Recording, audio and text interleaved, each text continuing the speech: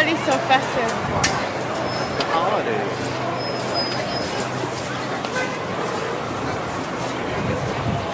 Going out on. I didn't even see this happening. I looked down and I felt a little squirrel on my arm. What's going on over here right now? What are you... Hold on a second. What are you doing right here? I thought you were supposed to be getting in the bath. I was, but I was coming in to give you a hug. You want to give me a hug? Okay, hold on a second. Don't be sad. Don't be tired. Don't be a tired baby. All right.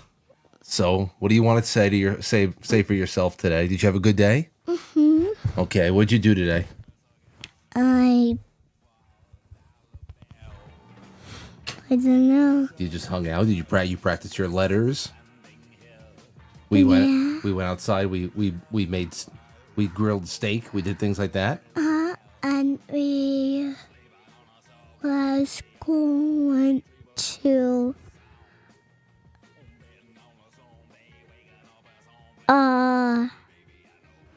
Well, did you manage your business? Tell everybody about what your company is called. Mikey and Ryan and No, what's your business? You're telling us about your website. Tell everybody about the website you want to start. doggyfood.com. Doggyfood.com? And what are you going to sell on doggyfood.com? Doggy food. Doggy food? Anything else? Water? You want to sell water on doggyfood.com? Dog water? Okay. Not daddy water. Not daddy water. You don't want that. Okay. Well, listen. I'm glad you came to say hello. Now, you go and have a good end of the night with Mommy, okay? Tell everybody, see you soon. See you soon. And look on my new shirt. Oh, your new shirt? What is that, Baby Yoda? His name is Grogu. No. His name is Grogu. Why? That's his name. But we all called him Baby Yoda before we knew his name. And then Disney went crazy. And I didn't even watch the other season. What do you think about Bob Iger? I didn't watch Pie. You don't watch Bob Iger? No. What do you think about Nikki Haley? Would you vote for Nikki Haley? No. Okay, well, jeez. Alrighty, well, that's good. I love you. I'm going to miss you too. I'll see you tomorrow, okay? All right. Take care. Have a good one. All right, bye-bye. So you heard it here first. She ain't voting for no Nikki Haley. Because she's got brains, that kid. All right. Well, welcome to the show, ladies and gents. It's good to have you here. It's good to have you all here. It's a Tuesday night. A Tuesday night in the waning hours of January. It's the 30th. Tomorrow's the last show of the month, and we got a lot of great stuff lined up. And tonight we have Rich Baris on for our little monthly check-in. He'll be here in a little bit. I just want to do some opening stories. So, quitefrankly.tv. Hello, everybody there. Hello to everybody on the Rumble and the Rockfin and the YouTube, especially those of you who are on Twitter. All good stuff. We are inching closer to our 2024 production funding goal, and that means that sooner than later we'll be on everywhere for always, because we're bringing on more video people and really just waiting to hit that stride. We already got a couple of detractors. In fact, I have not been able to upload anything to TikTok. We had something get taken down from TikTok. We're just putting up little shorts of the show. Just let it ride. That's the whole thing. It's just let it ride. If 5 people who never saw the show before now show up and say hello and hang out with us every night, it's all worth it. And we're already, encountering some kind of resistance. Nothing that I post actually posts in the last week. So I don't know if I am doing something wrong or if there's some kind of terms of service thing going on, but we're trying, man. Whole bunch of things. And I'm happy they're here with us tonight. Tomorrow night, we're going to have Donald Jeffries on the show. Author Donald Jeffries. His new book is out on Jim Garrison and the JFK assassination, so that'll be good. Ashton Forbes of the MH370X update, the investigation into Malaysia Flight 370, will be on with us for an update on February 1st. I can't wait for next week as well. We got some great stuff. Oh, actually, it's 2 weeks from now. No, next week is the 7th. We got Jeremy Reese coming on, the alien scientist. We go back a long way. But I hadn't seen him in years, well over 10 years. And suddenly he pops up, and he was on Ian Crossland's show. And I was so excited. I said, oh my gosh, there's a blast from the past. That's a name I haven't heard in a long time. A long time. I got in touch with Jeremy, said, you got to come on. He goes, absolutely. So what we're going to do, I don't know, but it's going to be a night of science. I'm just going to tell him, keep it layman's terms, my friend, layman's terms. All right, so that's what we have. Book club was great last night. Thank you to Blue Monster Prep. Thank you to all of my friends and affiliates on the QuiteFrankly.tv affiliate page. Here's the first one up for you. We talked on at great length on Sunday night with Matt Christensen about the $83 million payout to the faux victim, the phony, the fraud. It's just comical, but of course, the system wills it. E. Jean Carroll, she went on that guy Rachel Maddow's show last night, I guess, and started going on like this shopping spree kind of a thing. Like, I'm giving everybody this, you're getting a car, the whole Oprah Winfrey, everybody's getting something, acting like somebody who wasn't brutally raped or anything like that. Would never act like, of course. But it's also in her character evidence of that character that was completely shut out of the courtroom, because otherwise it would be very easy to see what's behind this. And of course, then you have to start asking what's behind her. Here, listen to this a little bit if you haven't heard it. This was on Rachel Maddow's show last night. She appears with her two lawyers that look a little uncomfortable at times because she's just not very pious. You've talked about using some of Trump's money you're about to get to help shore up women's rights. Do you know what that might be, what that might look like? Yes. An 80-year-old woman is going to use just a little bit of the $83 million that she just had some assistance in stealing from somebody. Persona non grata, public enemy number one. Had a little bit of an assistance, but now she's 80 years old, given a little bit over $1 million per year of life. And now she's going to put some of that toward to advance women's rights, which what the hell does that even mean in 2024? What does that even mean? Yes. Tell me. I had such great ideas for all the good I'm going to do with this money. First thing, Rachel, I'm going to buy another cat. I'm going to name that cat Sphincter. And then I'm going to buy another cat. I'm going to name that one Smegma. And then I'm going to go and I'm going to paint 5 more trees, all different colors. I'm going to take LSD and I'm going to write 3 more blogs that nobody will buy.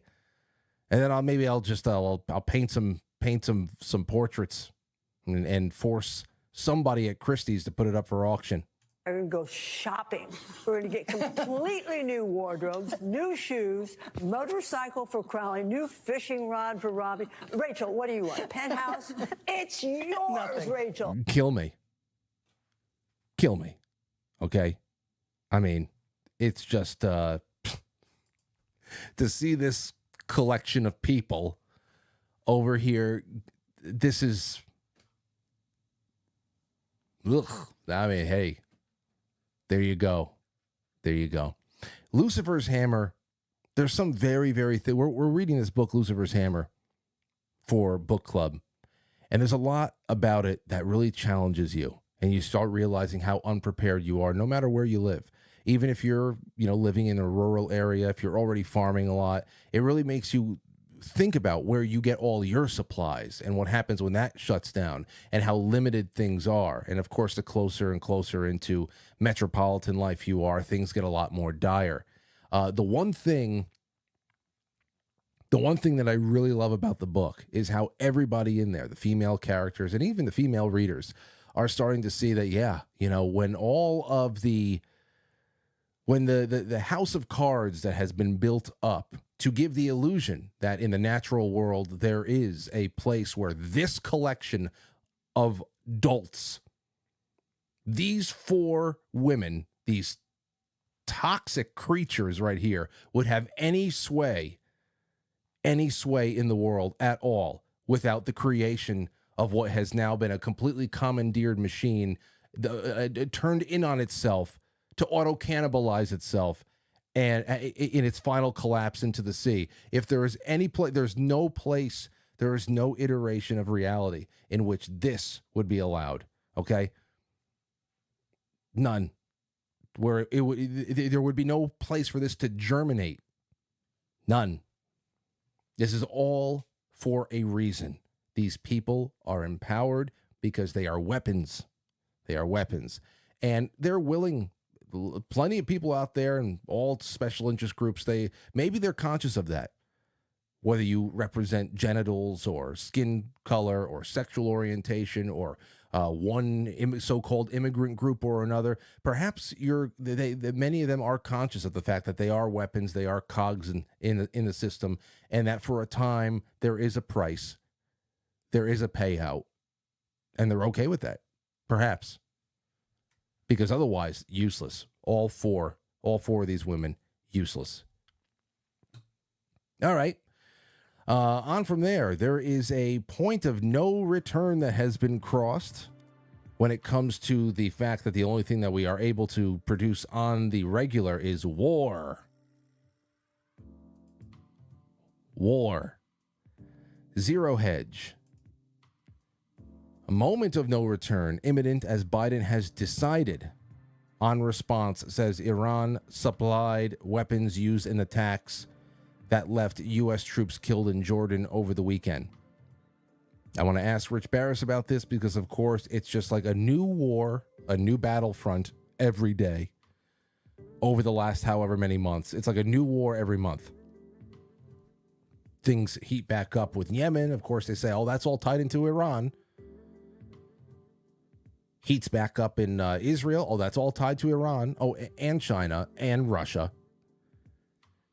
It's just so obvious at this point. And again, fake. It's just so forced.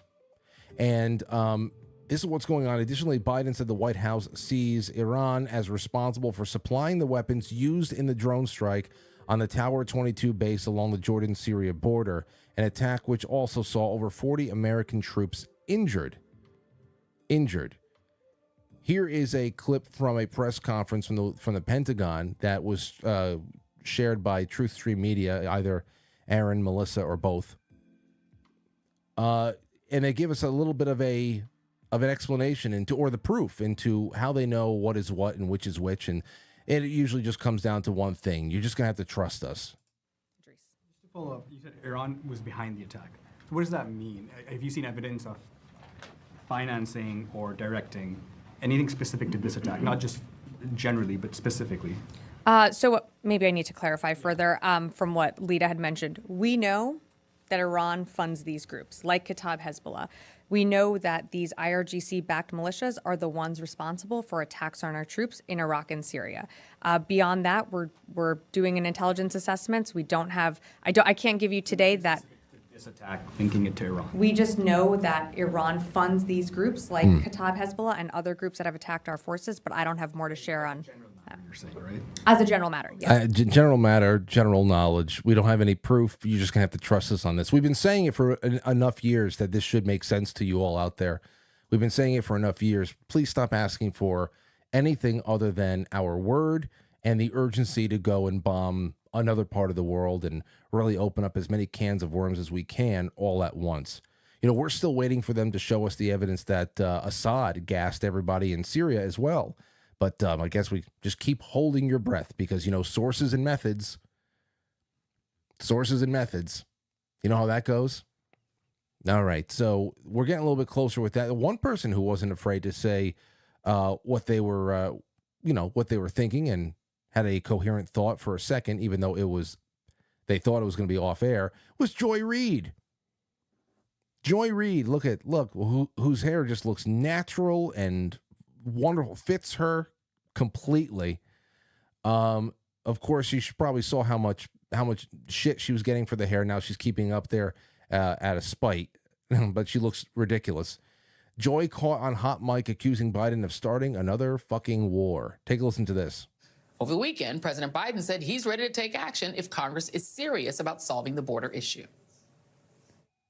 If that bill were the law today, I'd shut down the border right now and fix it quickly. And Congress needs to get it done. Starting another fucking war. Yeah, Joy, you got that one right. But then, of course, she came back and she said she had to apologize. Let me see if this clip is even better. Citizen Free Press provided all the links on Twitter. Here it is. So I just want to apologize very quickly. I was chatting during a clip that was playing, and we try to keep this show very PG-13. So I just want to apologize to anyone who was listening to my behind-the-scenes chatter. Deeply apologize for that, because it's PG-13. Yeah, just behind-the-scenes chatter. Want to apologize for that. We just PG-13, behind-the-scenes, storm of fury. If you've ever been around these types, storm of fury, I can't even imagine who she ripped into after this was done. They put on their smiley glad hands act for people, but there is a hurricane of hate brewing under there.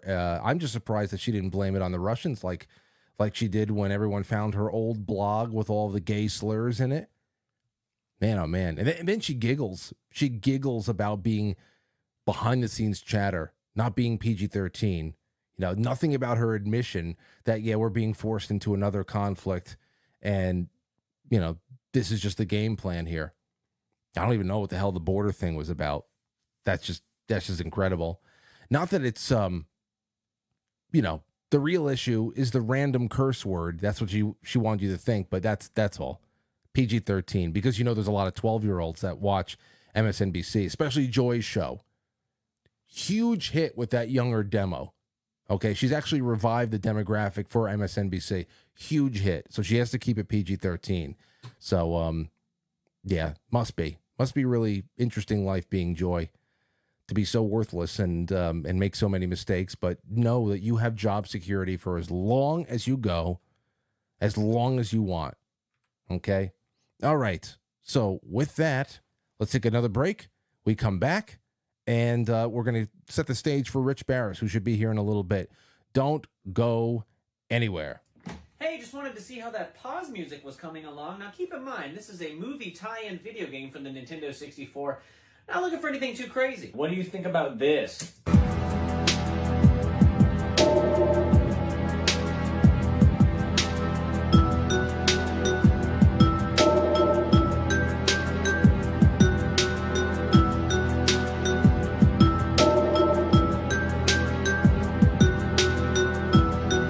This is Max N. Caparato at 12,060 feet.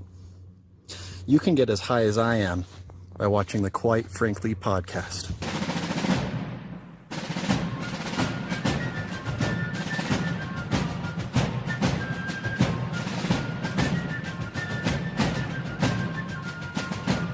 You let one ant stand up to us, then they all might stand up. Those puny little ants outnumber us 100 to 1. And if they ever figure that out, there goes our way of life. It's not about food. It's about keeping those ants in line. That's why we're going back. Does anybody else want to stay? Let's ride!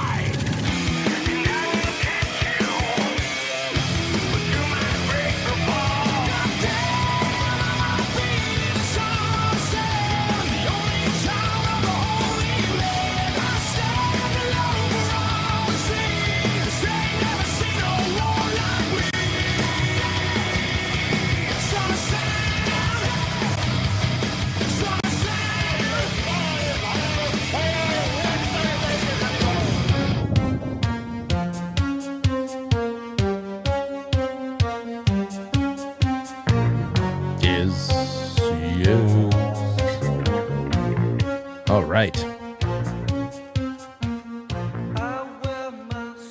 All right, so here's what we got going on right now. There's a couple of things that we're going to be also covering, in addition to all the stuff I want to talk with Rich about. There's war. The Taylor Swift thing is getting a lot more interesting because it's obvious psychological operation. I don't really find any value in it. It's just that this is always going to be the kind of thing that they do. They always merge entertainment, performers, whatever the hell it is. That has always been in it. And when they publish something about what they're going to do, and the White House did express a lot of interest in making sure that they can recruit any kind of celebrity help from somebody like Taylor Swift, who, by and large, I mean, they're like, we all know that the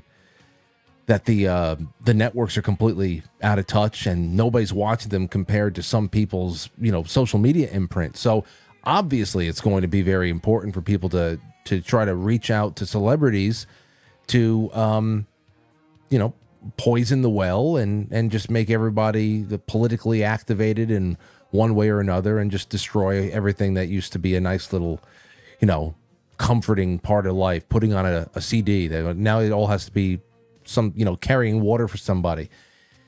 That has all been very clearly stated. I'll bring it up later on if you want, but it's bad. It's on, I should say, when now the prevailing sentiment, headline, everything else on the internet today is, whoa, MAGA meltdown. MAGA, I can't believe MAGA is so scared of Taylor Swift, and I just love it. That's a whole thing there. That's what's going on. They say it's they're making fun of everybody of what the operation that's not going on here, that it's not manufactured. Everybody's just expressing somewhat annoyance at the television aspect of this ridiculous relationship between the Chiefs tight end and Taylor Swift. And then you start saying, okay, the timing, it's inauthentic, everything is weird, it's obviously a show. And then somehow it gets turned into, wow, MAGA's having a meltdown, and it has nothing to do with MAGA. It has nothing to do with a meltdown. It was a pretty mild annoyance into something that is just an obvious operation. So whenever they start doing that with the gaslighting, that, it's not an operation, you're just a snowflake, it's like, all right, okay, so it's confirmed. It's confirmed. Let's see how effective it is, though. We'll talk a little bit about that later on, because obviously there's that 20%, influence ratio there that they say that Taylor Swift has, and I want to know what Rich Baris has to say about it. 20% influence of votes. Very, very important stuff. Hey, hold on. Let's see if he sees me. Rich, you hear me? Yeah, brother. How you doing, man? Can you see me as well? Yeah. Okay, so that my experiment has worked. What is that? Well, yeah. What do you got going on over here? Need to move the operation a little bit? Well, I'm home right now, and I've been doing that because there's a lot of different upgrades going on at the studio. Yeah. And one of the things that I had at the studio that I didn't really test out too much until I had to come home out of necessity was creating a virtual camera with OBS and sending that over to a guest instead of having a secondary camera angle. So now I'm actually able to duplicate the camera virtually and send it to you. And now when I go back into the main studio, I'll be doing that instead. So that's nice. Yeah, that's cool. We've done that quite a few times, and we're actually experimenting with, maybe that's the only way we can pull this off, with the new election graphics that we have coming in, where they update. I mean, it will be like just watching the news, Frank. I mean, even frankly, it'll be better. I mean, quite frankly. That makes me wonder. Are you going to be doing your own? Because you're usually somebody who is commissioned to go and do election coverage on election night. I know that you bounced between several different operations a couple of cycles ago, and you were up all night, up all week. Are you thinking about doing your own thing now, or do you still make yourself a gun for hire? No, man, this is gonna be us from this point on. We've been doing it for the primaries. We have been doing, through 21 and 23, some of those special elections. And the truth be told, how could I put this?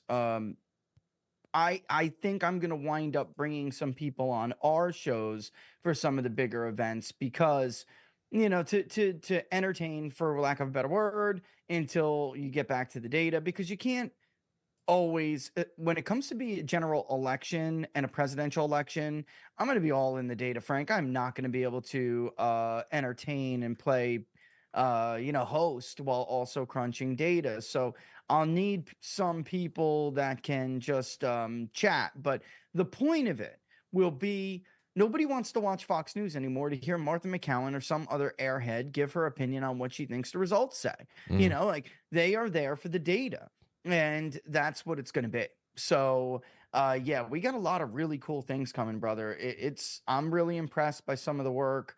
And I can't wait to reveal it, frankly. Well, it's going to be good, and Yeah. we're already at the end of January, so time flies, and but before you know it, we're going to be having our little end of August chat, and you're going to be able to smell the smoke of a not too distant fire already at that point.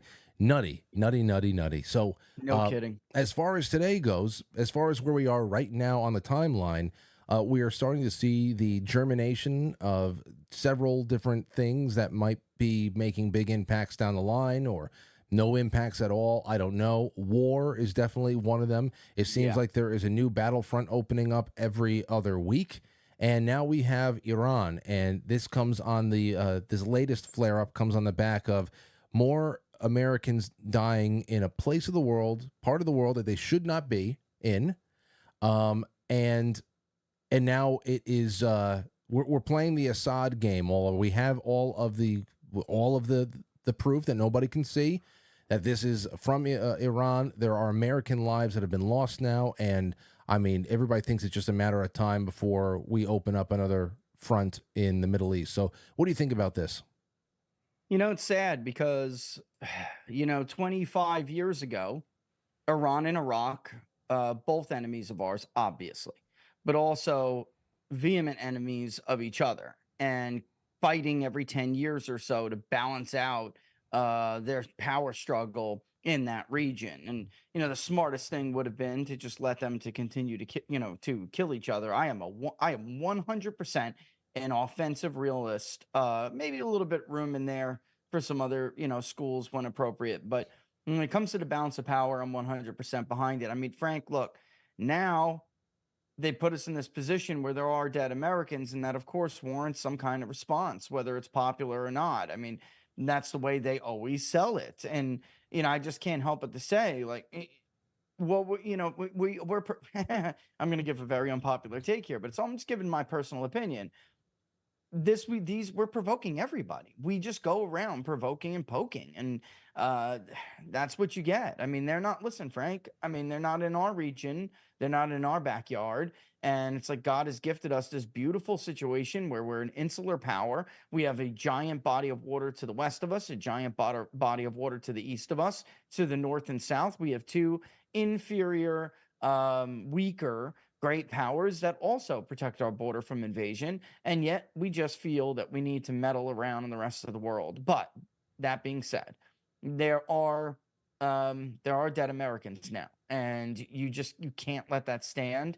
And the sad part is, think about this, Frank. This is supposedly the official story, that they thought this was a U.S. drone returning to base. If we're this stupid and this incompetent, why on earth are we running around the world poking the bear anywhere? I right? know. I mean, it's just unbelievable. I mean, we can't win wars anymore, Frank, with this military. We can't. And it pains me to say that because I talked to Sean Parnell about this a lot. He was in the Army. I was in the Army. We loved the Army. We loved what it was anyway. Now, I just don't see any of those branches what they used to be. The culture is totally different. They're focused on social experiments instead of being effective combat ready operations and institutions. And it's, we're not in the position for this, Frank. We have a lot of problems at home, and, we got to start dealing with them. And until we're competent and capable of even bringing the fight to somebody else, you don't pick a fight, you're not prepared to. Well, hasn't that been the case though for many decades with the U.S.? They pick these fights that they're not really prepared to even win or do what is necessary to win. So we just end up with these dumb bloody noses and we limp home like a bunch of losers. I'm serious. The older I get, the less appetite I have for this. I think the American people are over it as well. I'm tired of being called an isolationist because people can't answer simple questions or simple criticisms that are laid out, right? And then we just went through this all last year, Frank. It was about Eastern Europe, and we had to listen to this crap and that crap. Oh, you're a Putin puppet. Oh, you're this, you're that. Simply because they cannot answer simple criticisms, or forget about that, they can't even answer the Weinberg doctrine. What is the foreign policy objective here? What is the vital national security threat? Explain that, because once you can do that, then I think you'll find people are more receptive to your argument. But these arguments that, we've been hearing for decades and decades, what we call, I didn't label it that, Jack Snyder did, what we call these myths of empire, they're just old now, brother. Yeah. And the generations are changing, and they're gonna find fewer and fewer people willing to believe them. Well, I don't think that your opinion is necessarily an unpopular one. Also, I guess it depends who's listening, right? Yeah. This crowd, I don't think it's going to be that unpopular with this crowd, and I'm there with you too. I would say that how you described our advantage over here in the Western Hemisphere, with two world powers that are friendly to the north and to the south, with two major oceans on either side and all that stuff, that was an advantage I don't believe is no longer with us, especially with the way that the borders in both ends are wide open. We squandered it. That's the thing. It's all gone. Everything is gone. And but now again, and I'm starting to think that the greatest advantage of those who are running all of this into the ground in very, very methodical ways, one of the greatest advantages of having hundreds of thousands of soldiers and contractors stationed around the world in illegal bases that have no basis in law to exist. There's there's been no declared war. There is nothing. These permanent military bases all over the place. Nonsense. I think the greatest advantage of having hundreds of thousands of Americans stationed all over the world is that you can literally get any one of them killed at any time, and it would be a justification for a new operation, whatever the hell it is. And I hate to be so cynical about this, but it's just the way I see the world now, because it seems that there has been a really, really hard itch to scratch on the backs of people like John McCain, people like Lindsey Graham, and that has been, how the hell do we finally turn Iran into a parking lot? It's just something that they have been, and you know what? And chomping at the bit for years. Man. I know. Chomping at the bit for years. And I don't know how you could not be a cynic, though. I don't know what they gave you, what other information or history or lived experience they gave you to make you anything but a cynic. And it's not just our generation, it's generations before. I mean, the Lusitania, Frank, World War I, even elements of Pearl Harbor were completely constructed. They let that happen, Frank. They boxed the Japanese into a corner. They had no choice. They had to steal an oil embargo. If it was us, we would have struck too. I mean, and just these inability to see as someone else's point of view is a real problem. And then when people aren't receptive, you get the Gulf of Tonkin, right? And of course, I'm talking about hoaxes and horrible hoaxes that sometimes lead to the death of people, and the willing loss of human life so that they can get what they want. And if not, they'll put on a show. I saw Rocky soldiers throwing babies out of incubators. Remember that? Yep. Not true. Remember the royal family, the niece of the damn ambassador, Frank? Come on, and she was put up as some working class nurse who lived in Kuwait. I mean, the lies just there is no bottom for the lies that they'll tell. There's nothing is beneath them. And of course, the mother of it all, yellow cake and WMDs. I mean, so which led, of course, to this situation that we're in right now.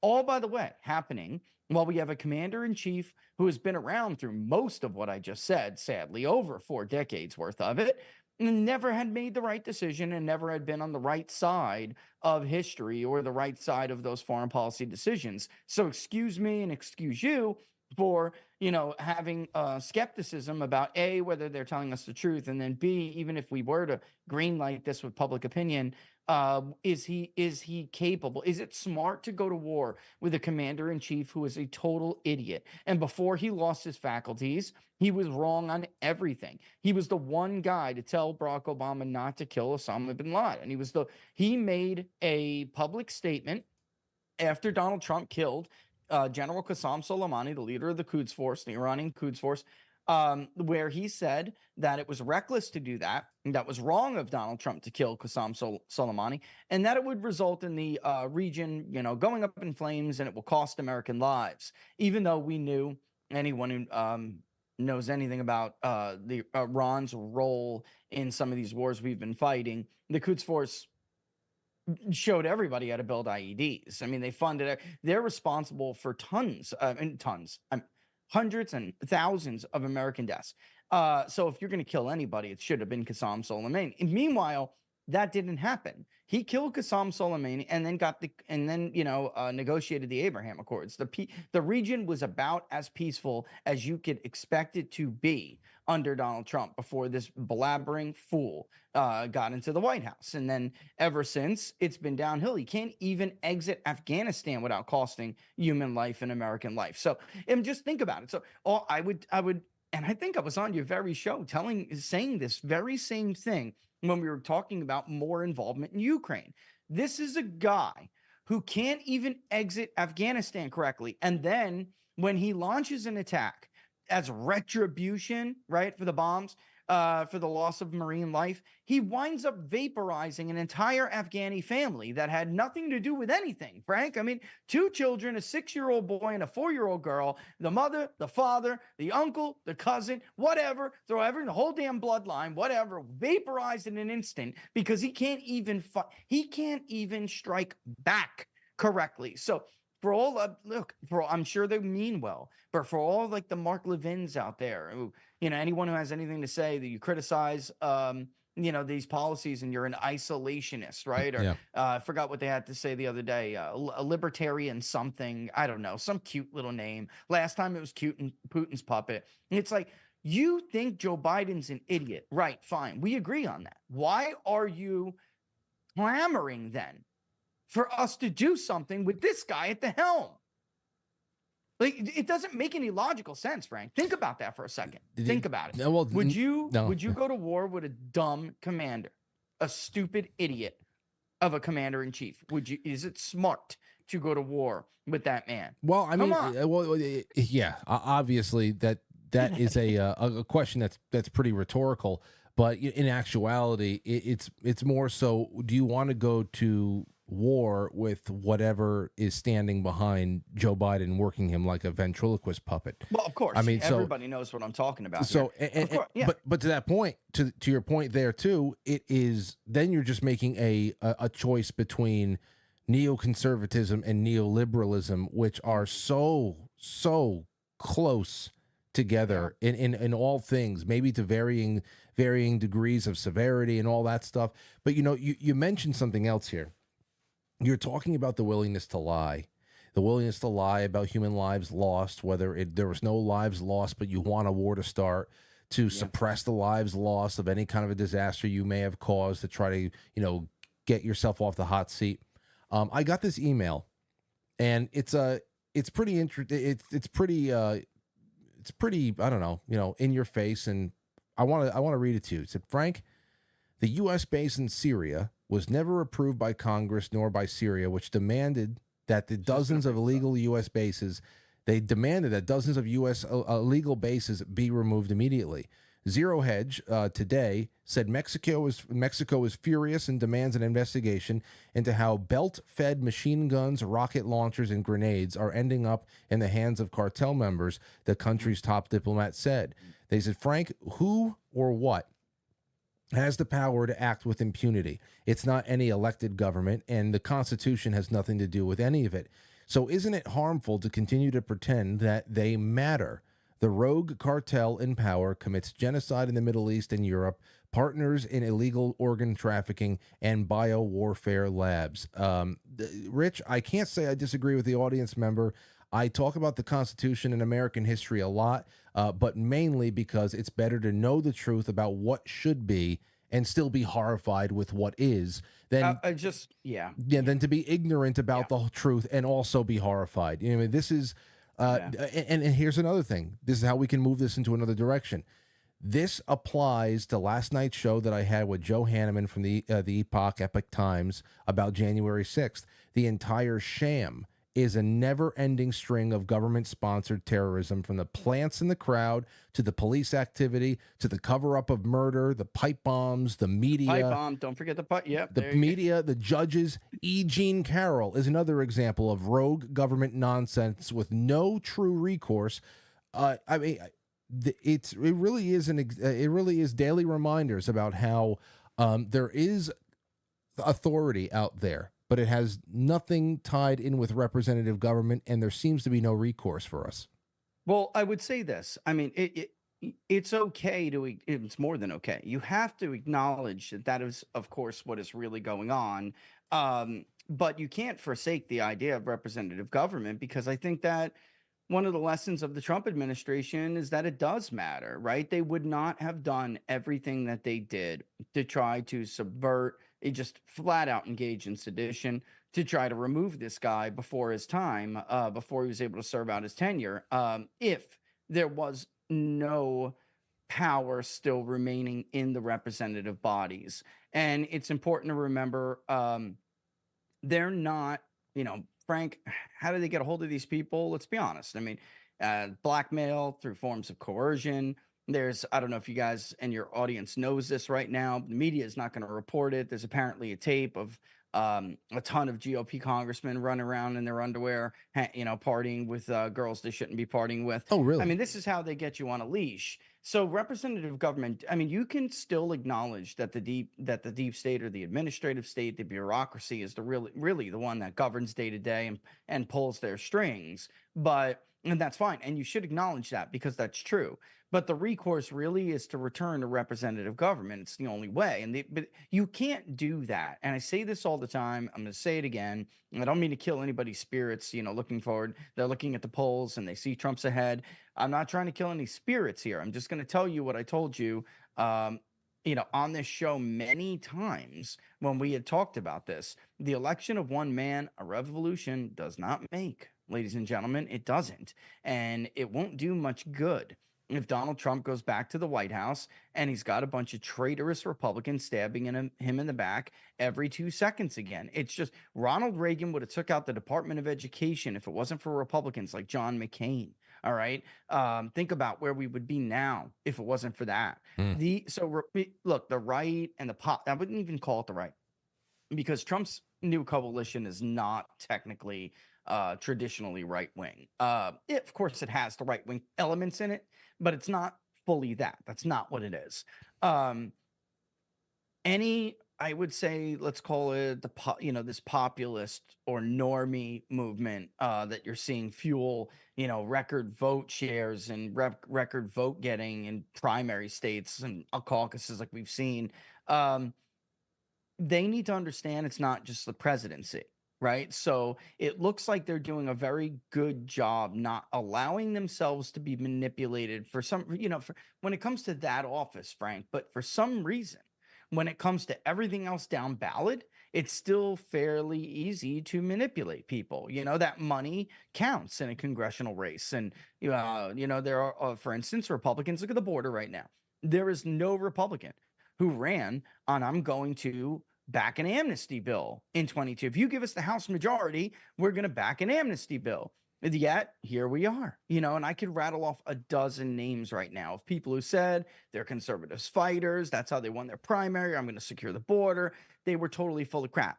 There's got to be an extension of what we have seen at the presidential level down ballot as well. And by the way, locally, Texas is having a huge fight right now. It just dawned on Texas voters that that their representatives are, their majority party is full of crap. And now there's a big war going on between those who are aligned with Speaker Dade Phelan, who is a disgrace to public office. I mean, I don't know if you've ever seen the tapes, but I mean, I can't even imagine 20 years ago, a speaker of a state house holding session and drinking. I mean, in front of the cameras and in a styrofoam cup and being inebriated to the point where he can't even read the bills or call the motions.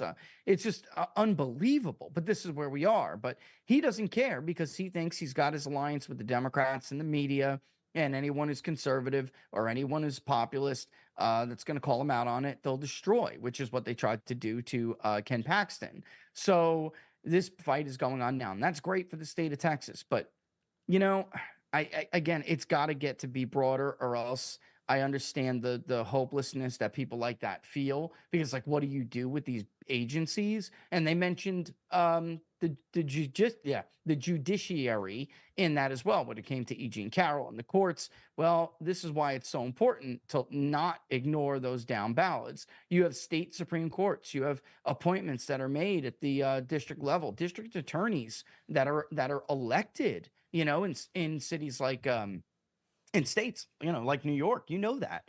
So you just can't, George Soros can't come in and throw all this money behind a DA and trick you like that. You just can't let that happen. And so on and so forth. So again, there's progress to restoring representative government, but it's not even close to being there yet. But it is our only hope to fight against the bureaucracy, Frank. There's no other way except for the other way. Yeah, of course. The other way. Well, the other way. Since you brought up two. Speaking of Texas. well, not only that, but just different types of ballot initiatives and all that stuff. My first question for you, and I had brought it up a little bit in my last question about Joe Hanneman being on the show last night and talking so much about January 6th. When we talked about the prisoners there, it made me wonder in the middle of last night's interview, and I had to make a mental note to ask you, if you have been able to do any work in determining to which degree people are voting this November in hopes that the whoever wins, especially when we're talking about the presidential election, will have the power and will have the determination to commute sentences through the White House for people who've been there, stuck in jail, that are awaiting these ridiculous sentences, that have already been sentenced or they're going to be sentenced. Do you have anything on that as far as a inspiration to vote one way or another on the hope that sentences can be commuted, because nobody's getting any breaks? Yeah, I would say this, and we do, but I would say there's really two ways to answer that. I mean, we have people now who are basically voting on that when it comes to primaries. Understand, Democrats, they want these people to rot in jail, Frank. I mean, the Democratic side of it is almost voting for, when you see a pollster ask, like, protect democracy, what a Democrat means by that is lock up their political opposition. I'm not kidding. I mean, we've talked in great detail to voters about this. Republicans are voting on three issues. One, and it's become the number one issue now, is immigration. And two is the economy. Three is some variation of what you're talking about, whether it's the administrative state just totally being out of control and they want it obliterated. And then you do have a subset of that group that also says protect our democracy, or whatever, however the pollster wants to word it, even though I hate that word because it's not true. It's not an accurate characteristic. But if you're asking people who are on the right or independents who lean to the right, when they tell you that, they're talking about that they feel there's an imbalance between what we were just talking about. The administrative state, it's like being punitive now. It's being, they don't like hearing stories, not just J6. It's people, they'll tell us about J6 and they'll tell us about, hauling grandma and grandpa out of their house because they were an alternate elector in Michigan or something, Frank. It's more than that. So there is a subset of Republican and Republican leaning independents who are voting on that. There is. I think they, and then the other part of this is, and you may have saw this. Did you see that Snoop Dogg just came out and basically just I mean, it wasn't like a full-throated endorsement, but it was, like Trump's the man. He's my guy. What? And when people asked Snoop Dogg, the guy who said No, F wait. Donald What do Trump, had the song F Donald Trump. Yeah. So Yeah, when they asked him why, it was because he had pardoned people. He had pardoned people that Snoop Dogg thought was unfairly targeted by the state. And basically, like, we've been dealing with this for a long time. You people just started dealing with it. Like, we've been dealing with it for a while. And one of them that apparently turned his mind quite a bit was an old friend that he had when he was at Death Row Records. So like back in the day, that Trump apparently pardoned. I didn't even know about this, until I heard what Snoop Dogg said and then looked at it. I mean, I had heard that Trump laid out a bunch of pardons that were near and dear to like certain important entertainers who are African American. I knew that. I just didn't know of specifics like this. So I think part of that J6 argument and the persecution of citizens by the administrative state is actually helping Trump when it comes to these non-white vote shifts that we're seeing, because they are not voting on, like, how many years have Republicans tried to go after non-whites over the economy, Frank, right? Or other issues. It was like, what? Unemployment is at a record low with African Americans, at a record low with Hispanics. And it helped, but it didn't help like this, like what we're seeing now. Something else is another driving force, a predominant force. And it's this. I mean, this is what we hear when we interview voters who are, non-whites, whether they're Hispanic, they're Black, and they're not, upper crust people here. We're talking about working class neighborhoods. We're talking about urban areas. Those voters who now have changed their mind, they're going a different direction. More often than not, they'll talk about the economy, but they'll say like that's secondary. Like, things were so much better for me under Trump. And of course that matters a lot to them, but it's this overall general feeling, because it's true that now they share something in common with the right. They have now the right will understand what it's like to have a government that persecutes you. And there's a kinship, whether you agree with it or not. That's what, it's just some rapper just tattooed Donald Trump's mugshot on his thigh, dude. You see that? No, I didn't. But I see things got like a million this. Followers on Twitter. See, it's one of those reasons. It's one of the things that you can see the trade-offs that are made with the left, and of course that means Republicans and Democrats alike. The people who are really trying to preserve their business, they're trying to preserve their business, trying to preserve the world that they had built up and that people before them had built up and they have inherited. They don't want it to go away. What they fail to always grasp is what a meme really is. And inside of that sphere of memetics and how it relates to people, they try to go for all of these things. They try to pigeonhole and really trap their opponents and then attack them and be vicious and tear them apart.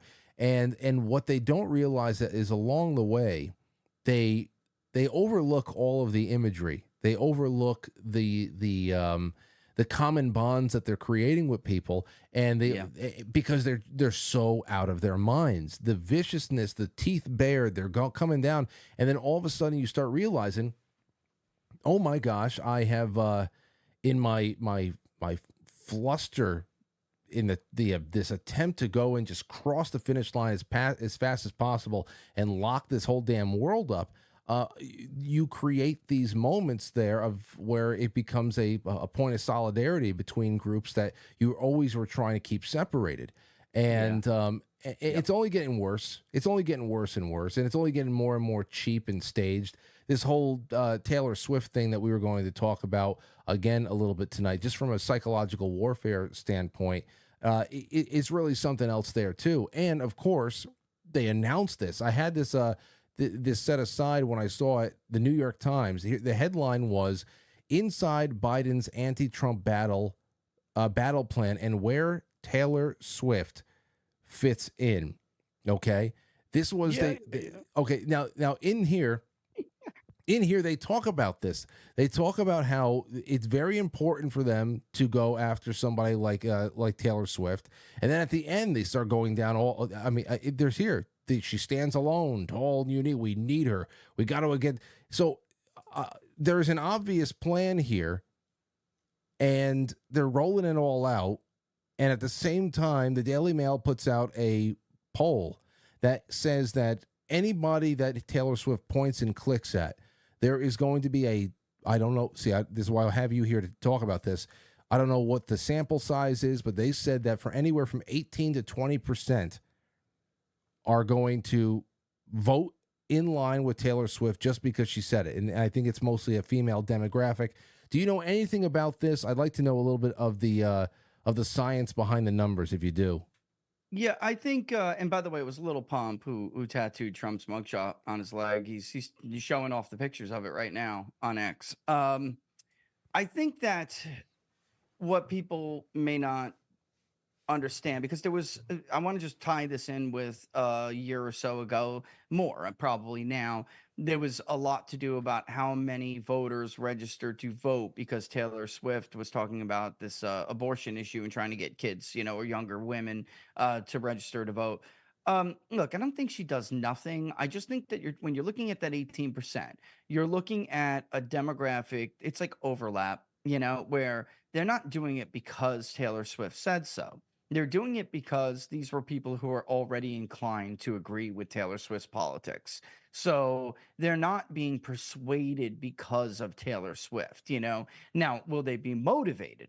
That's a different story. I think there's something people have to understand about elections in modern America now. 2022 should have taught the right this lesson, but they haven't learned it. The polls weren't really all that wrong in 22. What was wrong was that we were going to return to normal elections after COVID, and we didn't. This became a permanent apparatus for Democrats to get out the vote where they know they need to get that vote out. And they're very, very good at chasing ballots. And they're sometimes lacking the motivation to do so. And that's when somebody like a Taylor Swift can kind of kick some of those younger people, that the demographics they need to do it, in high gear. Well, is it make or break? No, I think that, if Republicans underperform in 24, like they underperformed in 22, they should have performed stronger. I mean, the ingredients was there. It was there. They did not get enough of their vote out. It's that simple. I think if they underperform in 24, it's because they've spent way too much time and money trying to once again upset the will of their voter and deny the will of their voter and instead not on the important things, because there are some groups out there, believe me, I know, I'm intimately familiar with all this that's going on. There are some people and some groups out there that are trying to get Republicans the infrastructure they will need to match it. Now, Donald Trump, like you saw in New Hampshire the other day, he's a turnout machine. And what I think Republicans should fear is that if they pull this off and they don't put that infrastructure in place, but they still pull it off, Frank, they're going to think it's like an affirmation of them and they did something right. And there will be all these groups who take a bow like, see, this is how many, voters we registered. It's we contributed to this. And other groups will say, see, this is how many people we chased their ballots down. And everyone will be taking their bow when it won't be deserved. And the truth of the matter is, it'll just be the very organic, natural result of Donald Trump being on a ballot. And Donald Trump gets out, these low propensity voters, Republicans do not get out. And once Donald Trump is gone, that'll be the end of it. And they will be at that point so far behind. I don't know what they're going to do. I don't know. I mean, the industry is changing so fast and it's becoming so sophisticated so quickly. Republicans are desperately in need to catch up. And if they screw this up this cycle, which they are, I'll tell you right now, Frank. I mean, I can tell you right now, at this point, it's not looking good. And if they don't change course, that's what I think is going to end up being their fate. And meanwhile, Democrats are very good with this. They'll have Taylor Swift going out there with a little motivation points. Everyone will get their little Apple push notification telling them about it, by the way. Yeah. And every time one of her fan demographics that everyone knows because of big data is likely to lean toward Taylor Swift picks up their phone and then sees that message and then goes to social media, they'll just so happen to see all these prompts about making sure that they're registered on the permanent absentee ballot list. And then they'll get 10 push notifications before the election telling them not to forget to bring in their ballot. Republicans have to understand what they're up against. And they have to create all of that themselves because they do not have big media, big tech, big industry, big entertainment, whatever. They don't have them helping them the way that they're helping Democrats. And so that's honestly what I think Taylor Swift's contribution is to all of this. I don't think it's much about persuasion, but it sure as hell can be about motivation, man. That's a great point. It's a great point about Silicon Valley essentially being the a de facto research and development wing for R&D, baby. I mean, seriously, because it's just they're so ideologically aligned. I don't know. Who knows? Between that and somebody finally sent me over the clip of Dick Durbin suggesting over Christmas break or something that we should offer all the millions of illegal aliens some military time in exchange for citizenship. I said, there you go. It's exactly what I've been talking about that one for years. I said, don't expect blue helmets to show up. It's going to be a foreign army wearing American fatigues. That's exactly what it's going to be. Do you have a couple more minutes to spend with me on the other side of the intermission? Oh, yeah. I thought we had other topics. Yeah, man. Yes, we do. Yes, we do. I want to ask you about a few other things, including how far do you go with rigged sporting events? Not that far. Well, although let me put it this way. Not as far as like Vivek Ramaswamy, which I really can't even understand where he's going with all this. What do you understand? I am just a generation, slightly separated from Pete Rose. I've watched college students, I don't want to get into too much because what I say may incriminate myself. I've watched them shave points, throw games. I mean, some of these people, Frank, have the talent. I once watched a promising. Well, hold on.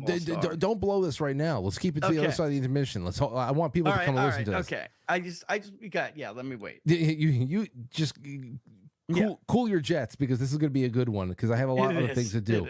Ladies and gentlemen, come to the other side of the intermission with me and Rich Baris. We're going to be on pilled.net and or quite frankly.tv. What's easiest for you? It's always a great time when Rich is on and we have so much more to do. Maybe, I don't know. Who knows how much time he gives us. But anyway, it'll be a fun one. We will be there, and we will see you in just a few moments. Hop on over. The rest of the show is available exclusively at pilled.net. Follow the link in the description of the episode. Get signed up. It's that easy.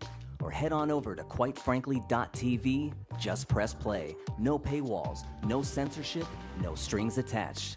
So head on over. Quitefrankly.tv, powered by Foxhole, and pilled.net.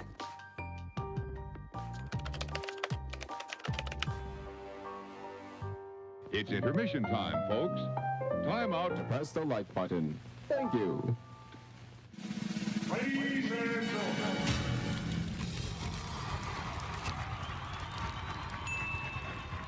Welcome to intermission. We'll be right back.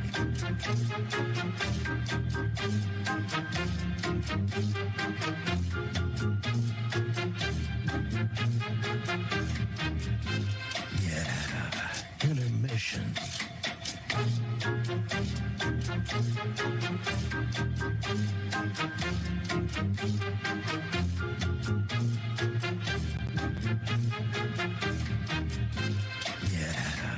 Intermission.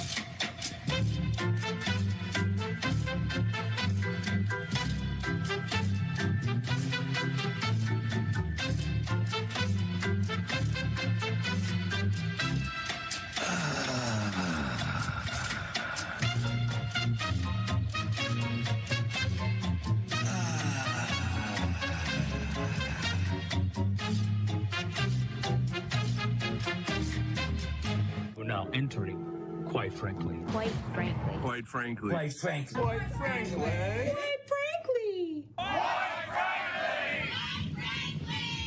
Quite frankly. Quite frankly. Quite frankly. Quite frankly. Quite frankly. Quite frankly. Quite frankly. Quite frankly. Quite frankly. We all support, quite frankly. Not quite. Quite frankly. Let's go, Brandon. Quite frankly, in Roma, Italia. Quite frankly. You going on Frank's show tonight? I want to get a Coke. Can I get a Coke? So everybody watch, Quite Frankly, with Frank.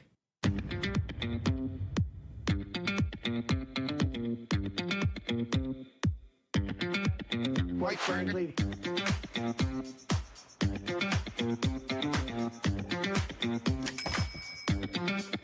How dare you?